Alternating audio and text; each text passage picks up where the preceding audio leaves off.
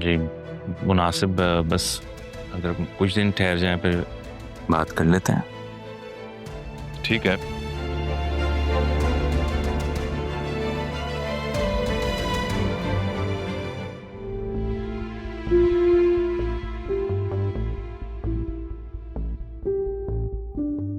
क्या बात है तारा, इतनी परेशान क्यों है? कब से देख रही हूँ, कुछ बताएं तो सही। ज़ैनब, मैंने कबीर को देखा है। क्या? ये कैसे हो सकता है? वो यहाँ कैसे आ सकता है? सिर्फ वो ही नहीं, अब तो वसीम भी आ गया यहाँ पर। और वो कबीर ही था। कबीर पापा के ऑफिस में काम कर रहा है। उसने आपको देखा? नहीं, लेकिन मुझे लगता है अब मुझे ना यहाँ से जाना चाहिए। नहीं तारा, आप क्यों यहाँ से जाएंगी? आपको घबराने की जरूरत नहीं है, ये घर आपका है और सब जानते हैं इस बारे में। मेरे बिगड़े नसीब, मेरी बेटी ना जानते हुए मेरे पास थी, लेकिन अब तो वो मुझसे सीधे मुंह बात भी नहीं कर रही।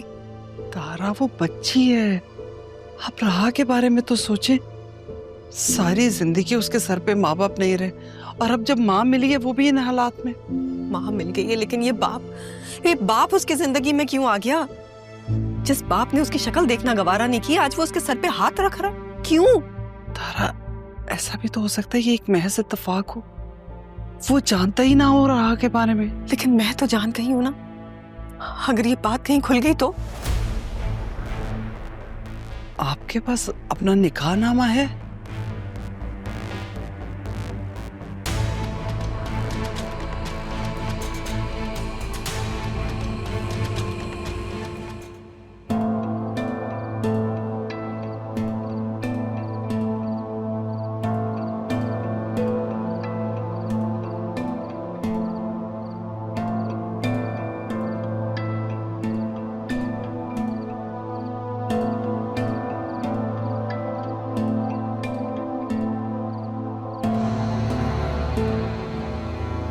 बतूल, यहाँ क्यों टहल रही हो? मामा, क्या जरियन वाकई में चला जाएगा? हाँ। मामा, बात को समझने की कोशिश करो। यहाँ रहेगा तो तुम्हारी लाडली रहा उसके आमने सामने ही रहेगी। मामा कभी तो सिचुएशन समझ लिया करे। मैं यहाँ इतनी टेंशन में और आपको अभी भी राह नजर आ रही है। इधर बैठो, sit. I need to tell you something. देखो, ये जो हो रहा है ना, ये बहुत अच्छा हो रहा है।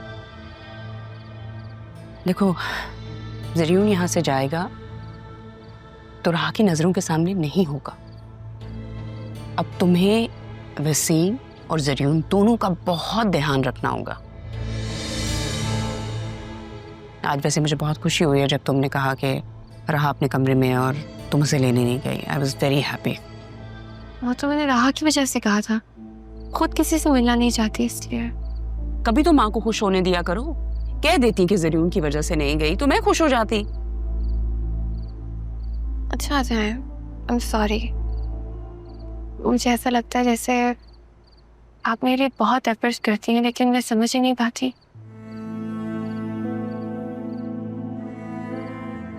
शुक्र है तुम्हें एहसास तो हुआ कि मैं तुम्हारे लिए एफर्ट्स करती हूँ।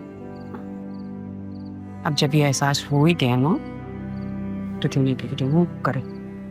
ज़रियून से शादी करनी है कि नहीं? करनी है? Then you should listen to me. Thank you. क्या करूं? एक तरफ दोस्ती है और एक तरफ पहली मोहब्बत। रहा कहाँ फंसा दिया यार। काश तुम दादाजान को कह देती तो मुझे ये फैसला ना लेना पड़ता। जो आपको ठीक लगे मामा, मैं आपके साथ हूँ। मैं शहर से बाहर था, जैसे ही सेफ साहब का इंतकाल का सुना, रहा नहीं गया।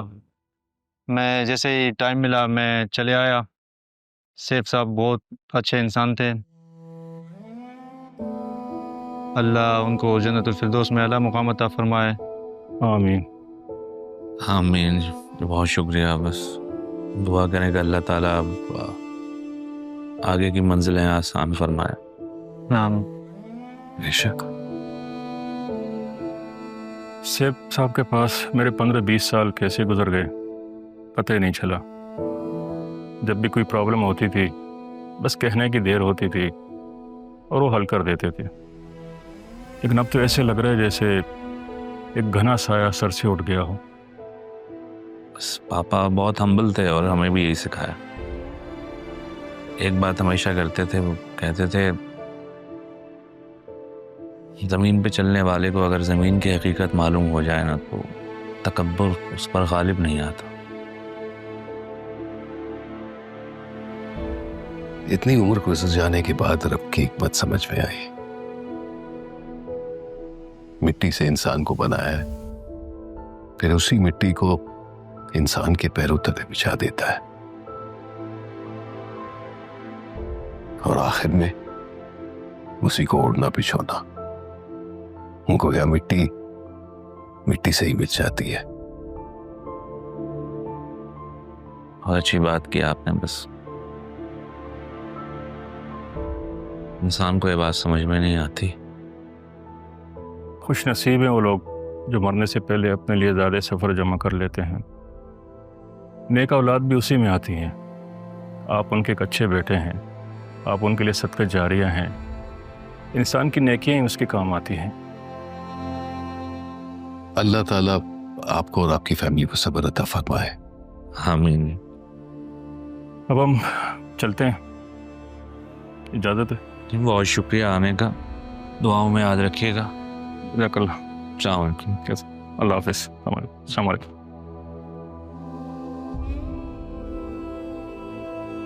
आदिल साहब, आपकी इजाजत से मैं राह बेटी को भी ताज़ियत देना चाहता हूँ।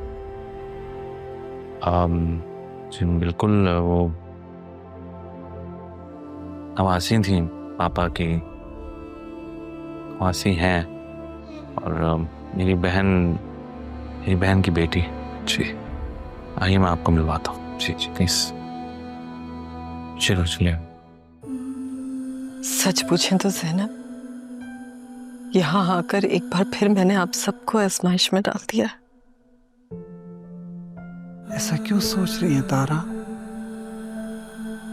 ऐसा भी तो सोच सकती है ना कि अगर यहाँ नहीं आती तो बड़े साहब के साथ वक्त गुजारने का मौका कैसे मिलता,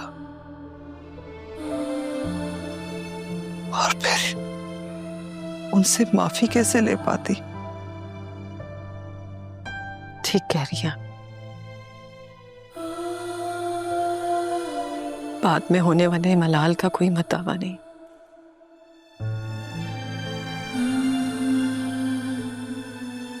जैसे अम्मा भी की मौत मेरी रूह का जख्म बन गई।